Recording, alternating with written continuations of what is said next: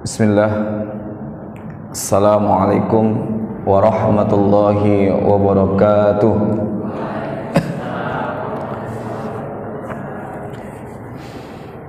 Innal hamdalillah nahmaduhu wa nasta'inu wa nastaghfiruh wa na'udzu billahi minasy syururi anfusina wa min sayyiati a'malina. May yahdihillahu fala mudhillalah wa may yudlilhu fala hadiyalah. Asyhadu an la ilaha illallah wahdahu la syarikalah wa asyhadu anna Muhammadan abduhu wa rasuluhu allazi la nabiyya ba'da ila yaumil qiyamah. Allahumma shalli wa sallim ala Muhammadin wa ala alihi washabihi ajma'in wa man tabi'ahum bi ihsanin ila yaumiddin. Qala Allah ta'ala fi kitabil karim, a'udzu billahi minasy syaithanir rajim. Wa iyyakadul ladzina kafaru la yuslikunaka bi absarihim lamma sami'udz dzikr wa yaquluna innahu lamajnun.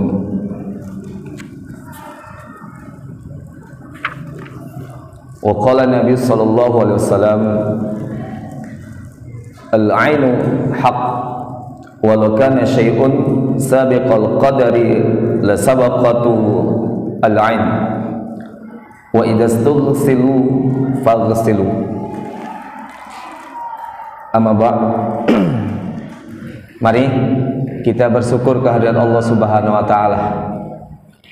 Hari ini Allah pilih kita, ya.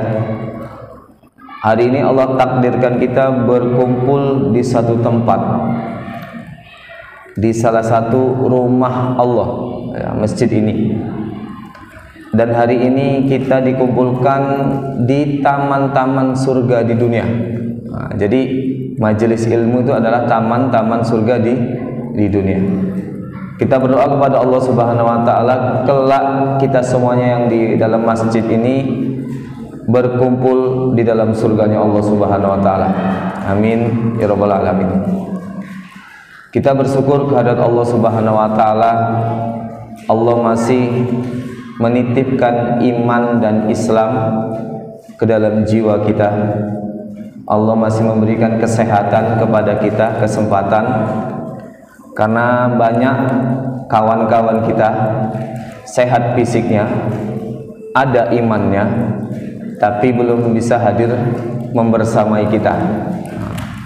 Kita akan membicarakan satu topik, ya, topik kesehatan yang mungkin ini masih asing di telinga kalian, ya, asing baru gitu, atau mungkin sebagian sudah pernah dengar.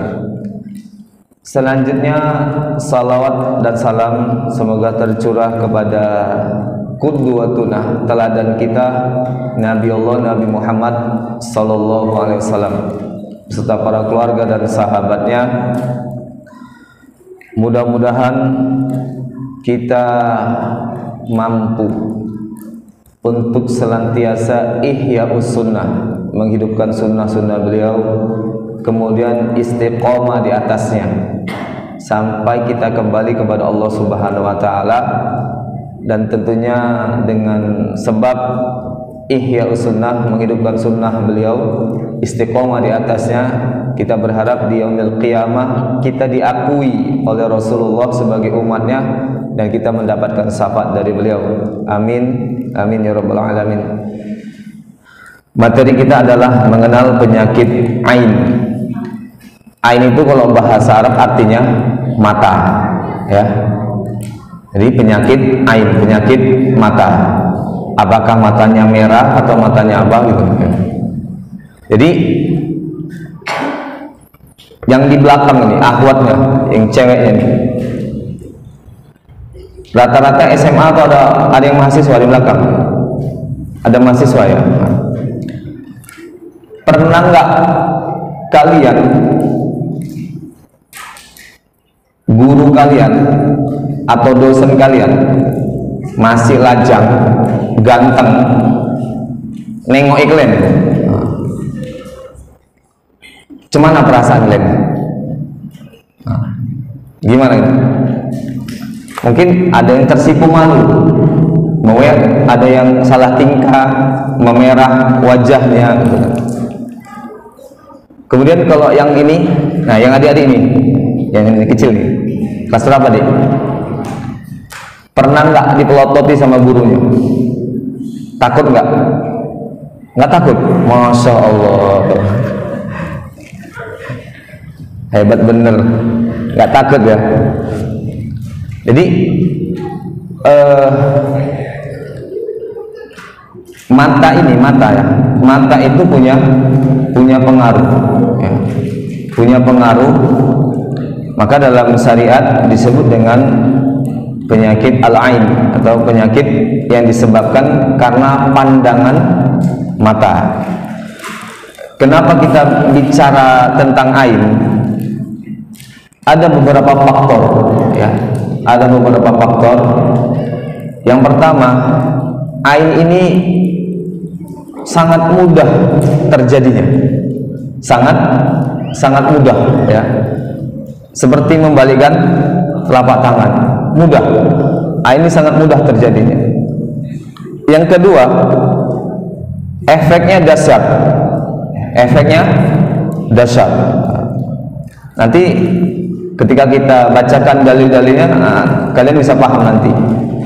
Jadi pertama mudah terjadinya, kemudian efeknya dahsyat, kemudian cepat. Ain ini cepat ya. Kalau kita bicara sihir, tahu kan, santet, guna-guna.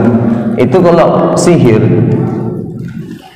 itu orang yang mau menyihir itu cari dulu fotonya, atau cari dulu rambutnya, atau cari dulu potongan kukunya, atau cari dulu baju-baju yang pernah dipakainya.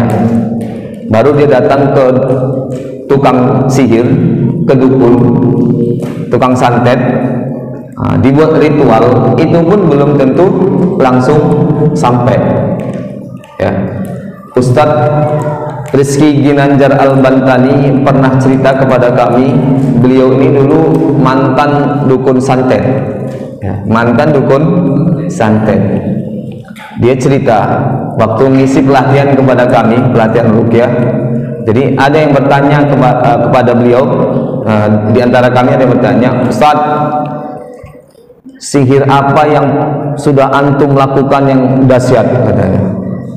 Jadi kata Ustaz Rizky ini, saya pernah dapat order ya, dapat order nyantet kiai. Antum kalian bayang itu, nyantet kiai. 3 bulan sudah pasang jebakan-jebakan santet. 3 bulan di jalan-jalan yang sering dilewati kiai tadi itu sudah dipasang jebakan-jebakan santet. 3 bulan nyaris tak bisa. Paham ya? Nyaris tidak bisa. Lama prosesnya. 3 bulan nyaris tak bisa. Sedangkan ain cepat ya. Ain itu cepat. Dan ain ini bahayanya luar biasa, lebih dahsyat daripada sihir ya. Ain bahayanya lebih dahsyat daripada sihir.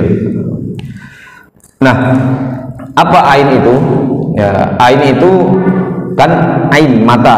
Jadi dalam bahasa Arab ana ya'inu ya, mendapatkan mudorot, mendapatkan sesuatu itu dari pandangan mata. Dari sini udah agak paham lah dia kan, mendapatkan sesuatu, mendapatkan mudorot dari pandangan mata. Nah, makna yang lebih kompleks, ain itu bala, musibah ya.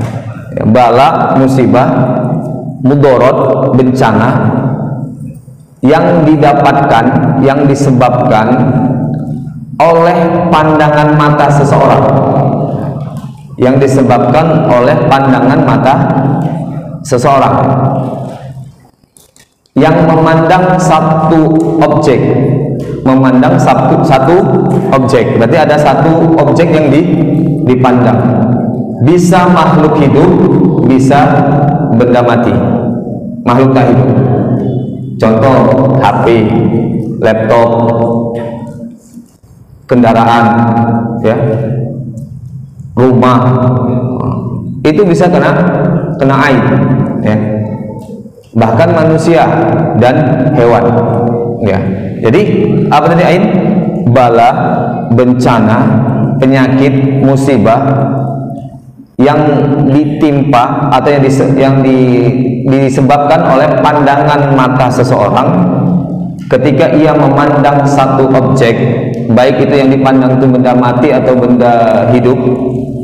Nah, ketika memandangnya itu diiringi dengan ketakjuban, kekaguman, ya. Jadi misal, ya, nauzubillah, berlindung kepada Allah Subhanahu wa taala. Qori kita tadi baca Al-Qur'an Masya Allah syahdu. Sepakat enggak? Sepakat, ya? Ya, suaranya syahdu. Saya iri. Ya. Ya, syahdu suara. Jadi saya suka dengar Al-Qur'an yang syahdu-syahdu memang. Kalau mau tidur itu dengar yang apa nama itu? Nadanya tuh jiharka. Terus satu lagi apa tuh? Nahwan. Nah, itu saya suka gitu. Kalau mau tidur. Nah,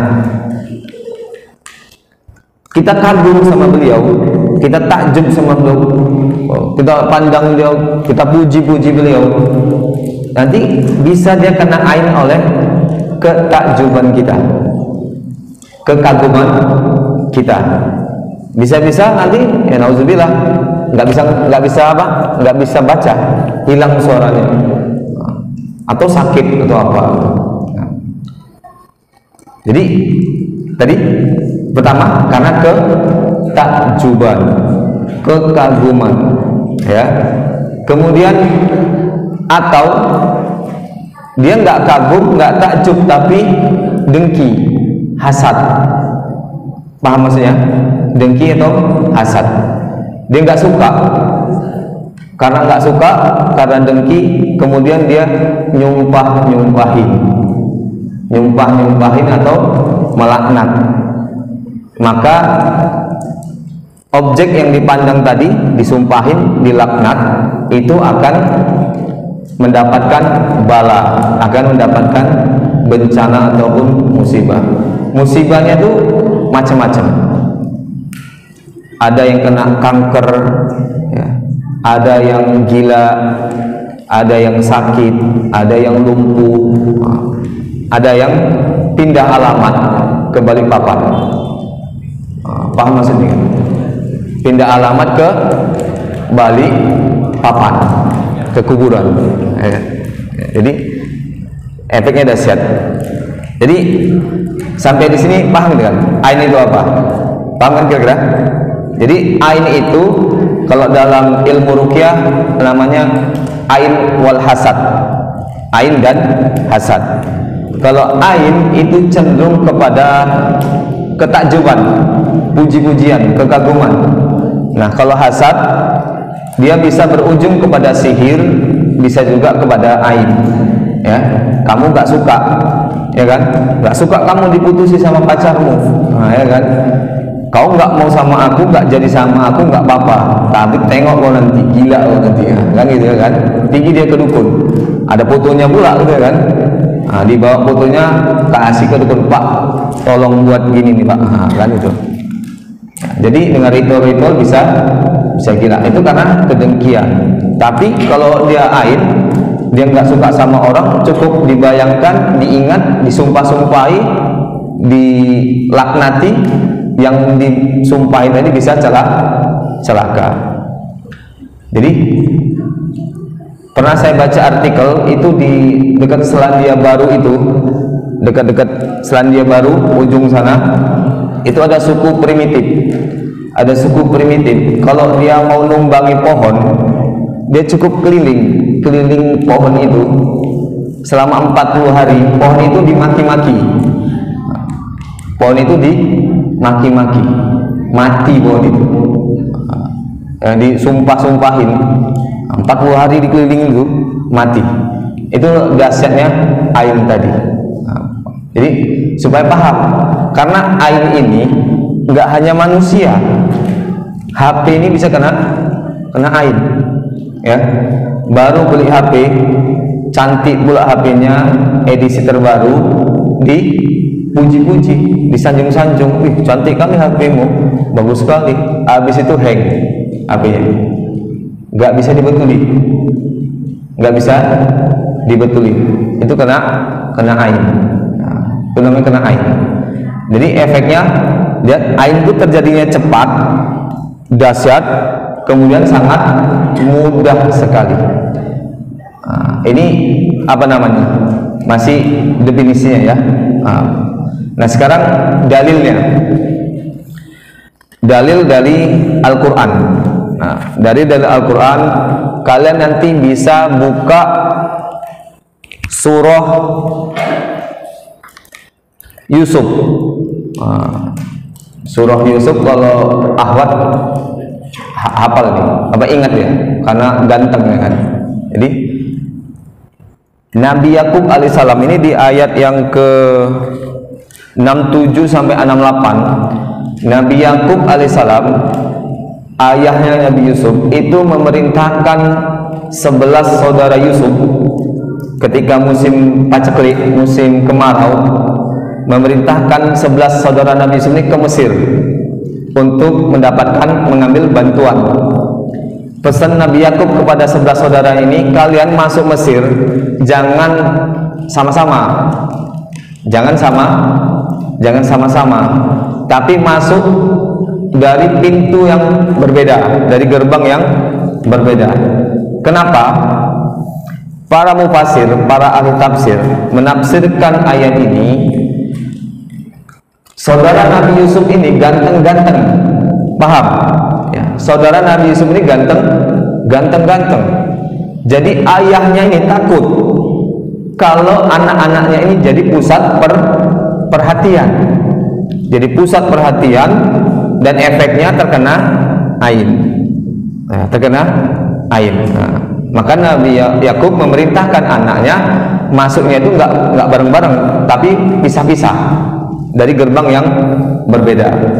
Itu di surah Yusuf ayat ke-67 sampai 68. Kemudian di surah Al-Qalam yang saya bacakan tadi di mukadimah, ya, wa yakadul ladzina kafaru la yuslikunaka absarihim lamma sami'u dzikr wa yaquluna innahu lamajnun. Jadi, dan sesungguhnya orang-orang kafir itu benar-benar hampir mencelakakan kamu dengan pandangan mata mereka. Jadi Allah sudah ingatkan nih kepada Rasul kita Nabi Muhammad, hampir saja orang kafir itu mencelakakan Rasulullah itu dengan pandangan matanya. Anas bin Malik meriwayatkan asbabun nuzul ayat ini, itu dulu ada lelaki Arab yang sudah 2 atau 3 hari belum makan, nggak makan, kelaparan lah gitu ya, kelaparan. Dia tinggal di kemah. Suatu hari dia keluar dari kemahnya, dilihatnya di depan kemahnya itu ada serombongan unta sama kambing yang gemuk-gemuk gitu. Jadi dipandanginya itu karena lapar, dia ingin, hasratnya itu muncul, ingin mendapatkan makanan. Dipandanginya unta-unta itu dan kambing itu, kemudian nggak berapa lama kambing dan unta itu tumbang, berjatuhan. Dilihat oleh orang kafir Quraisy, maka orang kafir Quraisy ini meminta lelaki ini untuk mencelakakan Rasulullah dengan pandangan matanya. Jadi ain itu mudorot dari mata. Sebenarnya bukan mata, jiwa, ya. Jiwa ini punya kekuatan. Jiwa kita punya kekuatan. Nah, mata itu sebagai medianya. Mata sebagai medianya untuk menyalurkan racun dari jiwa kita. Jadi dia, kalau katakanlah kita tadi contoh kasusnya kita kagum, takjub dengan suara saudara kita, teman kita ini. Nah, kita kagum dan takjub itu secara otomatis di hati kita itu ada iri, ingin seperti dia. Paham ya kan? Ada rasa iri, ada rasa keinginan supaya kita itu punya suara seperti beliau, kita bisa baca Quran seperti beliau. Nah, ada rasa itu, ada irinya, ada hasadnya. Dan semua manusia itu punya hasad. Mau dia kiai, mau dia ustadz, mau dia ulama, mau dia perampok, begal, itu punya hasad. Ya, semuanya punya hasad. Keimanan itulah yang jadi remnya. Keimanan itu menjadi rem, ya kan? Oh, nggak boleh hasad. Gitu. Kalau nggak ada imannya, ya udah meluncur dia. Ya. Kemudian ain itu karena buruknya jiwa. Mata ini hanya sebagai media. Nah, orang buta pun secara lahiriah matanya kan nggak nampak, ya kan? Matanya nggak bisa lihat, tapi bisa menimbulkan ain, ya, bisa menimbulkan ain. Dan ain ini orang soleh pun bisa menyebabkan ain, ya. Orang soleh bisa menyebabkan ain, bukan hanya orang yang nggak soleh. Jadi orang soleh pun bisa menyebabkan ain. Nah, sekarang kita simak dalil dari hadis. Yang pertama, hadis yang diriwayatkan oleh Imam Ibnu Majah dari Ummul Mukminin, ya, ibunda kita Aisyah radhiyallahu anha. Aisyah berkata, telah bersabda Rasulullah sallallahu alaihi wasallam, "Ista'idzu billahi minal ain." Meminta perlindunganlah, berlindunglah kalian kepada Allah daripada ain. Fa innal aina haqqu, ya. Maka sesungguhnya ain itu adalah benar adanya. Jadi Nabi memerintahkan kita berlindung daripada ain. Ya. Secara umum di Al-Quran kita sering baca, wa min syarri hasidin idza hasad. Aku berlindung dari keburukan, dari kejahatan orang-orang yang dengki ketika dia meluapkan kedengkiannya. Nah, meluapkan kedengkiannya dengan apa? Ya tadi, dengan sumpah-sumpah, dengan laknat-laknat, atau dengan sihir, dengan santet. Nah, kita diperintahkan secara umum berlindung dalam Al-Quran, wa min syarri hasidin idza hasad. Dari Abdullah bin Abbas radhiyallahu an, ia berkata, telah bersabda Rasulullah sallallahu alaihi wasallam, al-ainu haq, ya, ain itu benar adanya. Walau kana syai'un sabiqul qadari la sabaqathul ain. Sekiranya ada sesuatu yang mendahului takdir, niscaya ain akan mendahulunya. Nah, bayangin itu, takdir sudah ditetapkan. Kita nih begitu dikandung oleh ibu kita, ditiupkan ruh, takdir kita sudah ditetapkan. Rezekinya, mautnya, bahagia, menderitanya itu sudah ditetapkan. Dalam hadis ini, kalau ada yang mampu mendahului takdir, kalau misalnya ada lah ya, maka ainlah itu. Bayangin itu, ya kan? Kalau ada, ini kan kalau ada yang mampu mendahului takdir, padahal takdir sudah ditetapkan 50.000 tahun sebelum kita diciptakan, ya, sebelum bumi ini diciptakan, takdir sudah ditetapkan. Kalau ada yang mampu mendahului takdir, maka ainlah itu. Ini mengisyaratkan kepada kita saking cepatnya ain tadi. Nah, kemudian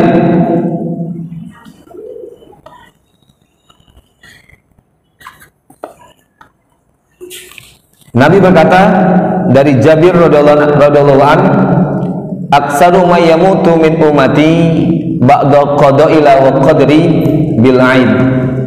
Banyak umatku yang mati, meninggal, di samping itu sudah takdirnya Allah Subhanahu wa taala, ternyata faktornya itu, penyebabnya adalah al-ain. Ya, jadi banyak umatku yang mati, di samping yang sudah takdir dia waktunya untuk mati, ternyata penyebabnya adalah ain. Nah, ini bahayanya. Jadi harus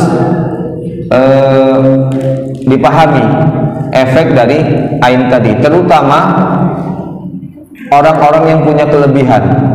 Ya, kelebihan, misal punya paras ganteng, punya paras cantik, cerdas, senantiasa ranking, kemudian punya kelebihan-kelebihan lain, atau public figure, ya, itu dosen, guru itu rentan kena ain, karena muridnya ada yang berundel gitu kan, ya kan, mahasiswanya ada yang apa namanya, sakit hati misalnya gitu kan, ada jengkel, itu guru apa namanya, dosen itu rentan kena ain. Anak-anak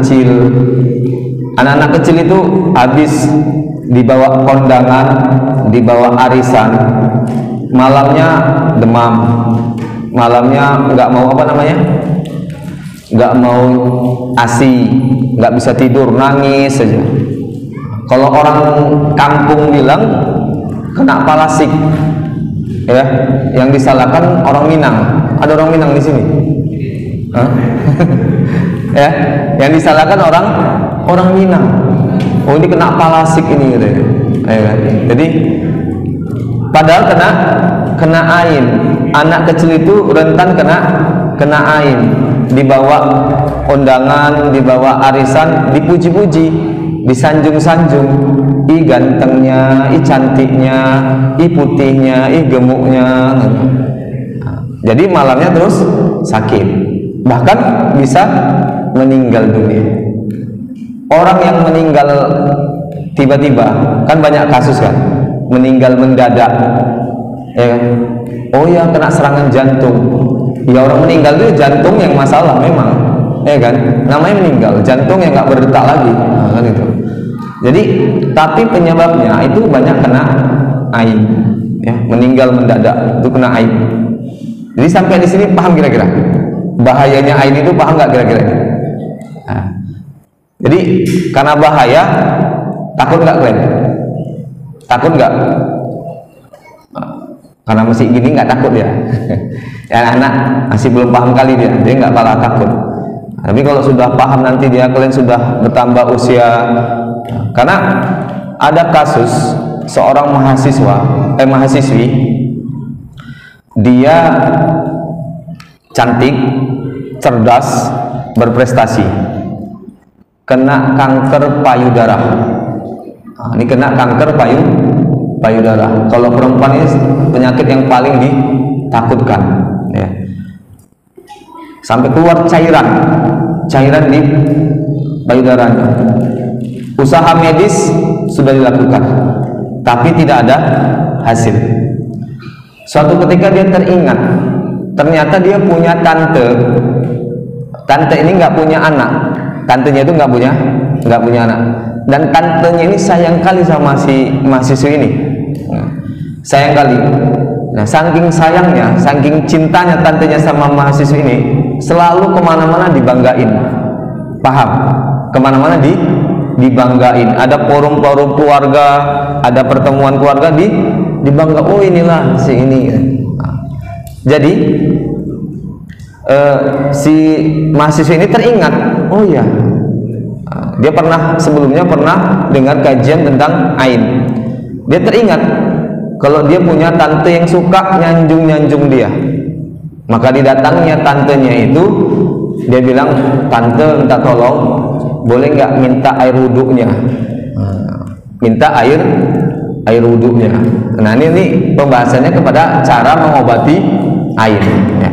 Minta air wudhunya. Jadi tantenya itu disuruh berwudhu, semua cucuran wudhunya itu dari tangan, mulut, hidung, jadi semuanya sampai kakinya itu ditampung.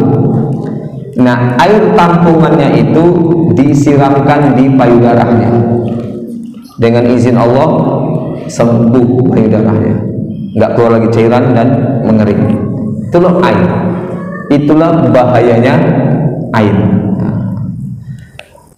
Dulu ada sahabat Nabi Ahlu Badar, sahabat Nabi ikut perang Badar, namanya Suhail bin Hunayf. Suhail ini kulitnya putih, laki-laki tapi kulitnya putih, mulus, mandi di sungai. Ada kawannya Amir bin Rabi'ah. Ada kawannya Amir bin Rabi'ah. Jadi ketika Suhail ini buka baju, nampaklah kulit badannya. Suhail ini Amir ini takjub. Apa namanya? Takjub lah. Bagus sekali kulitmu. Tak pernah aku lihat kulit sebagus ini. Sama dengan tak pernahnya aku melihat kulit wanita yang dipingit dan memakai cadar. Nah, itulah untuk mengungkapkan rasa takjubnya. Setelah dipuji, setelah disanjung, si Suhail ini demam tinggi, menggigil, sampai ngangkat kepala pun nggak bisa, lemes. Jadi ngadu keluarganya kepada Rasulullah Sallallahu Alaihi Wasallam. Jadi siapa yang kalian tuduh ini? Kenapa bisa seperti ini? Apa yang terjadi? Diceritakanlah. Dia ini sakit ini setelah mandi bersama Amir bin Rabi'ah di sungai. Maka dipanggil si Amir tadi, si Amir bin Rabi'ah dipanggil. Apa yang kamu lakukan? Kenapa dia bisa seperti ini? Kata Rasulullah. Kata Amir, nggak ada. Saya cuma ngomong. Kulit dia itu bagus, ya. Kulit dia itu bagus, sama seperti saking bagusnya itu tak pernah saya lihat. Sama seperti ketika saya nggak pernah lihat kulit wanita Madinah yang pakai cadar dan dipingit. Jadi kata Nabi, kamu hampir saja membunuh saudaramu. Kenapa kamu? Nah ini yang perlu dicatat. Ini rumusnya. Kenapa kamu ketika memuji makhluk, kamu tidak puji Allah dulu? Jadi ini rumusnya situ. Rumusnya supaya nggak kena ain. Kalau kita mau puji dulu Allah. Masya Allah, tabarakallah. Ya, itu dulu. Ya. Maka puji dulu kalau kita memuji. Masya Allah bagus suaranya, Masya Allah ganteng wajahnya, Masya Allah cantik, Masya Allah cerdas, Masya Allah pinter, asik gitu. Nah kalau orang Jawa itu salah, ya kan? Ada anak bayi ganteng tuh, dibilang jeleknya badannya, katanya. Ganteng dibilang jelek, nanti jadi jelek betul, ya kan? Omongan tuh doa. Jadi yang benar adalah ketika kita memuji, ucapkan itu Masya Allah, ya Masya Allah gantengnya, gitu. Masya Allah baiknya, gitu. Harus itu ya. Nah itu adabnya supaya kita nggak menimpakan ain. Nah ini kan nggak dipahami oleh kebanyakan orang. Itu nggak dipahami. Maka nyata orang banyak kena ain di masyarakat karena banyak nggak paham, ya, disanjung-sanjung. Apalagi kalau di kantor itu atasannya disanjung-sanjung gitu kan, supaya disayang, supaya diapa gitu kan. Atau di tempat-tempat lain suka kita nyanjung-nyanjung orang, nggak sadar yang disanjung itu bisa celaka. Ini yang masih ini, pinternya, luar biasa ya cerdasnya, disanjung-sanjung bisa celaka. Jadi Muhammadiyah itu punya kader itu peruqyah nasional. Tahu nggak kalian? Anggota Kokam, ya, Ustadz Muhammad Faizal itu warga Muhammadiyah, itu master ruqyah, ya, di Trans 7. Pernah nengok kan? Ustadz Muhammad Faizal, ganteng orangnya kan, muda, ganteng. Ustadz Faizal itu anggota Muhammadiyah, anggota Kokam, Ustadz Muhammad Faizal, dan itu diakui keilmuannya tentang ruqyah, ya. Beliau ketika ada daurah nasional itu, peruqyah nasional itu datang, ada Ustadz Muhammad Junaidi yang di Trans 7, ada Ustadz Nuruddin Al-Indonesi atau Ustadz Nai, ada Ustadz Eri Abdul Rahim, ada Perdana Ahmad, ada Ustadz Sunan As-Sasaki dari Makassar. Itu ketika mereka datang itu orang-orang biasa aja, tapi ketika Ustadz Faizar datang, orang takjub gitu, apa namanya, memberi hormat. Nah, itu adalah warga Muhammadiyah. Nah, dia harus bangga kita, kan gitu kan. Ada warga Muhammadiyah jadi peruqyah nasional dan diakui keilmuannya. Nah, Ustadz Muhammad Faizar, dia pernah cerita dalam biografinya, waktu SD dia itu kena ain. Ya, waktu SD kena ain. Dia itu waktu kelas 4 semester pertama itu dia dapat ranking. Dapat ranking. Nah, karena dia dapat ranking, dipuji-puji oleh keluarganya, oleh tetangganya. Setelah itu semester kedua itu berbalik 180 derajat. Sekolah jadi males. Kalau mau sekolah bawaannya takut, nggak mau sekolah. Belajar susah, nggak mau. Otomatis rankingnya anjlok. Kira-kira ada yang seperti ini nggak? Ada nggak ya? Berubah 180 derajat. Tadinya ranking tiba-tiba anjlok. Ini efek dari ain. Nah, sampai di sini kira-kira paham nggak gitu? Paham ya? Bahayanya ain itu paham ya? Apa penyebabnya? Paham kira-kira kan? Sampai di sini ada yang mau tanya nggak? Biar saya minum dulu.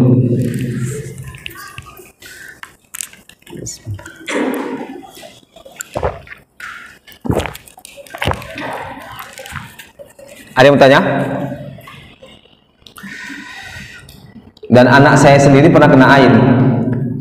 Anak saya waktu masih 5 tahun, anak yang nomor 2, itu kami ngumpul keluarga malam-malam karena ada yang sakit, bibi kami. Anak saya itu tiba-tiba muncul, kemudian dia mengusuk, ya, mijet salah satu paman kami. Nah, salah satu paman kami dikusuknya. Dia bilang gini, kusuklah atau biar enak dia.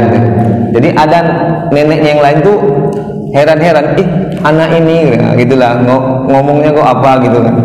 Besok pagi anak saya demam. Lehernya sakit. Bangun tidur dia bilang, "Mi, sakit leher abang." Jadi terus naik, panasnya naik terus naik, demam ya naik. Saya ruqyah. Saya pegang kepalanya, pindah sakitnya ke dadanya, perutnya. Saya pegang perutnya, pindah ke kakinya. Saya ruqyah terus. Saya pegang kakinya, pindah lagi ke kepala sakitnya, pindah-pindah. Jadi saya bilang sama istri saya, minta tolonglah yang tadi malam kumpul itu untuk wudu. Ya, wudu lah mereka kan, minta tolong untuk wudu. Diambil cucuran wudunya, kemudian anak saya mandikan dengan air wudu tadi. Alhamdulillah, dengan izin Allah hilang sakitnya. Saya sudah ngalami, ya kan? Saya sudah ngalami. Nah, kalian bisa jadi juga pernah ngalami, tapi karena kalian nggak paham, kemudian efeknya itu juga mungkin tidak terlalu kuat, maka kalian anggap itu adalah hal yang biasa. Saya kasih contoh, pernah nggak kita lihat kawan kita yang sedang diopname di rumah sakit? Kita menjenguk kawan kita yang diopname di rumah sakit. Pulang dari rumah sakit, kita tuh badannya nggak enak. Yang pernah ngerasain, coba tunjuk tangan. Pernah ngerasain? Pernah ya? Pernah ya? Jadi pulang dari rumah sakit sampai rumah badannya nggak enak. Kenapa? Itu kena ain dari yang sakit. Dia cemburu sama kita. Enaklah kalian, ya, kalian sehat. Sementara awak di rumah sakit ini. Memang dia nggak ngomong, tapi pandangan mata dia, kita kan isi hati kita nggak tahu. Nah itu menandakan kita sedang kena ain dari yang sakit. Jadi inilah tentang ain. Sekarang definisi udah, dalil sudah, kisah tentang ain sudah. Nah, jenis ain. Ain ini ada tiga. Ya, ain ini ada tiga. Pertama, ainul ins, ain yang bersumber dari manusia. Jadi manusia yang melemparkan ainnya. Yang kedua, ainul jin. Jadi ain dari bangsa jin. Jadi bangsa jin itu sama macam kita, punya mata, punya telinga, punya hati, punya tangan, punya kaki, ya, punya sama macam kita. Tapi bedanya kita nggak nampak. Nggak nampak. Jin itu nggak nampak ya. Nah, jin itu bisa melemparkan ain kepada manusia. Maka batas antara manusia dengan jin itu kalimat bismillah. Paham nih? Harus dipahami ya. Batas antara manusia dengan jin adalah kalimat bismillah. Kalian buka baju, baca bismillah. Kalau enggak, jinnya nonton porno. Paham? Paham sampai di sini? Ya. Kalau kalian buka baju nggak baca bismillah, jinnya nonton porno. Baca bismillah. Itu batasnya. Batas antara manusia dengan jin itu bismillah. Mau ngapain pun baca bismillah. Yang penting tidak di kamar mandi, kan gitu kan? Tidak di tempat-tempat yang jorok. Baca bismillah. Sehingga jin tidak bisa melihat kalian. Ya. Masuk hutan baca bismillah. Jadi kalau kita ini kan mau camping, misalnya sekolah camping di hutan, mau kencing, amit ombah katanya. Kan? Amit ombah katanya. Cucumu mau pipis ya. Meludah, ya. Salah itu, ya.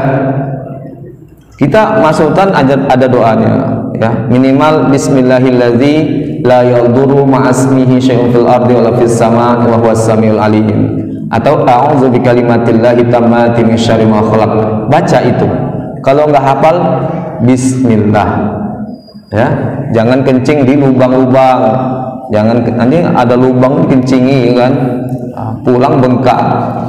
Rumah jin dikencingi, marahlah. Rumah kliennya dikencingi, klien marah, kan? Jadi ain bisa dari bangsa jin. Kemudian ain dari binatang, terutama ular, ya, ular. Dalam hadis itu, ketika ular masuk rumah, maka jangan langsung dibunuh, kasih peringatan. Jadi kalau ada ular masuk dalam rumah, jangan langsung dibunuh, kasih peringatan. Wahai ular, kalau kamu bangsa jin, silakan keluar dari rumah saya. Kalau ular itu jin, ular itu akan cari jalan keluar. Kasih peringatan. Sebagian ulama mengatakan 3 hari, sebagian lagi mengatakan tiga kali. Kasih peringatan. Kalau udah dikasih peringatan nggak mau pergi, maka bunuh. Kecuali ada 2 jenis ular yang kalau dia masuk rumah harus segera dibunuh. Yang pertama, ular yang buntung ekornya, yang ekornya itu bujel, kalau orang Jawa bilang ekornya itu buntek. Paham?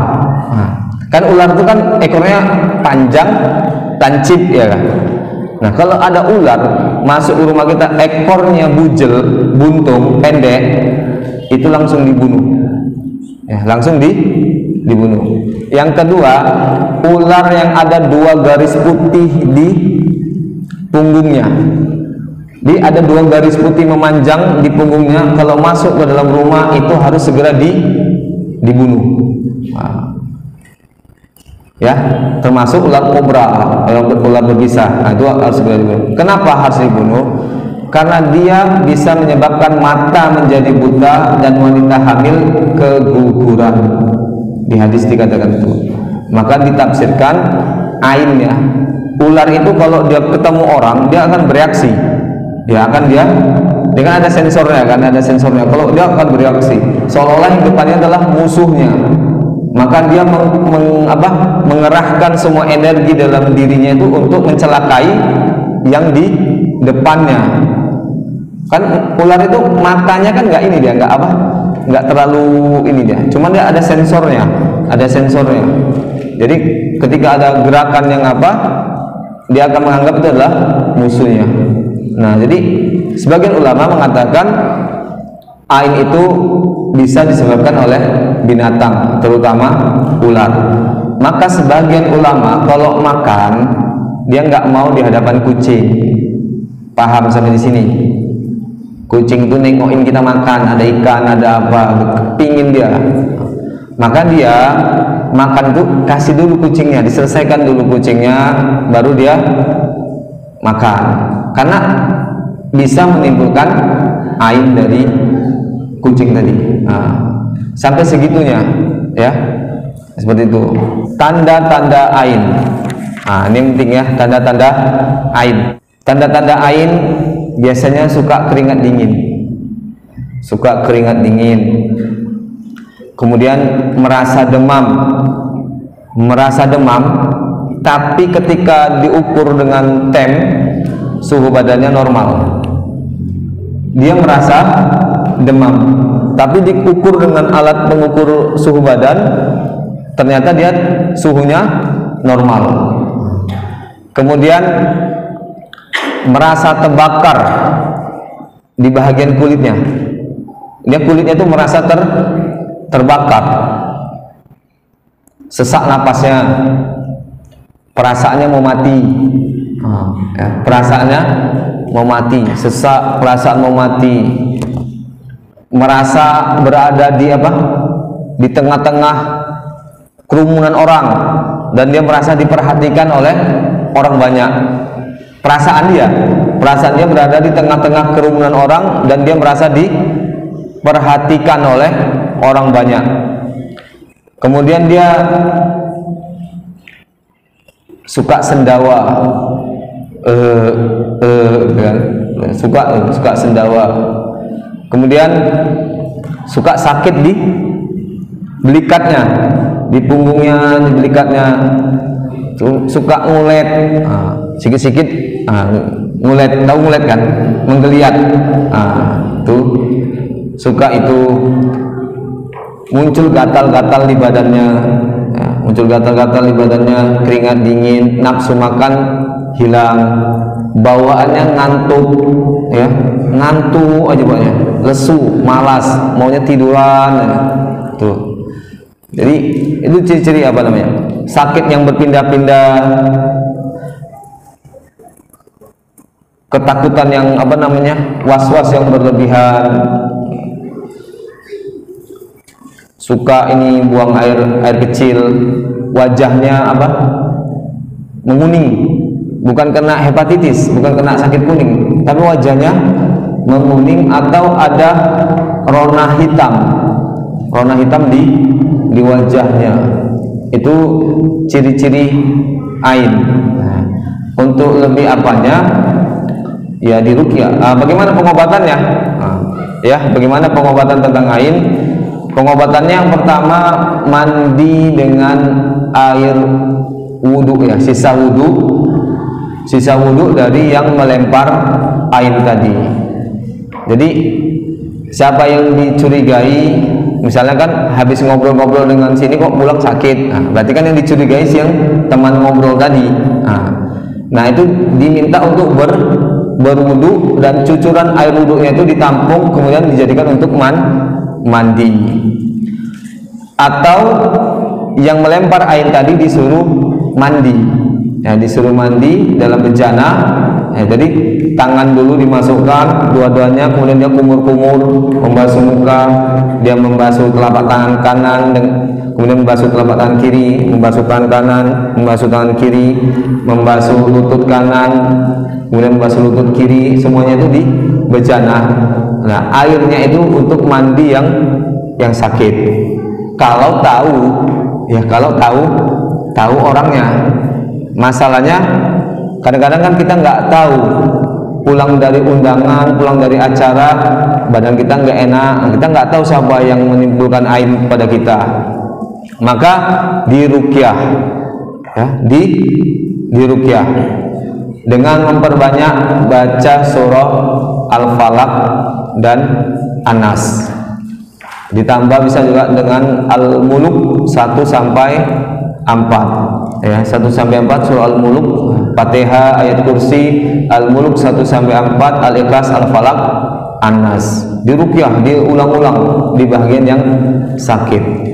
Nah, ketika proses ruqyah yang pasien kasus ain itu kadang-kadang Allah ilhamkan dalam pikirannya, hadirkan orang yang menimbulkan ain tadi. Dia waktu diruqyah teringat sama temennya, teringat sama kawannya gitu kan. Padahal dia nggak mikirin gitu. Dia nggak ingat-ingat, itu alami aja, muncul tuh. Kok teringat sama si Pulana. Nah, itu adalah ilham dari Allah untuk dia mendapatkan obatnya. Nah, caranya gimana? Apakah kita datangi dia? Kalau kita datangin dia, kalau dia nggak paham, marah dia sama kita kan?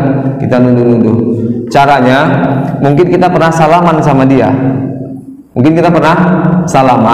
Maka kita masukkan tangan kita ke air, kita niatkan ngambil bekas salaman tadi. Paham? Niatkan ngambil bekas salaman tadi, bekas tubuhnya. Rendam di air, kemudian diruqyah airnya tadi.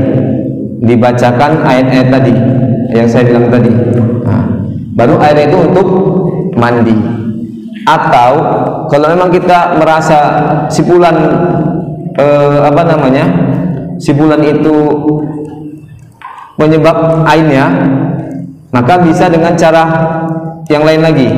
Ambil kain basah, kain bersih yang kita basahin, kita elapkan ke setang motornya. Nah, kan itu bekas yang disentuh oleh dia. Atau kalau dia duduk ini punya meja satu kantor, kita lapkan kain itu ke mejanya, ke kursinya pegangan, atau pulpen yang ada di situ yang dipakai dia. Niatnya apa? Mengambil bekas tubuhnya. Intinya ain itu obat paling mujarab mandi bekas tubuh orang yang melempar air. Nah, intinya seperti itu. Nah, itu yang ada di Islam. Kalau selain Islam ada dibahas kayak gini? Nggak ada, nggak paham mereka. Paham? Ini luar biasa ini Islam.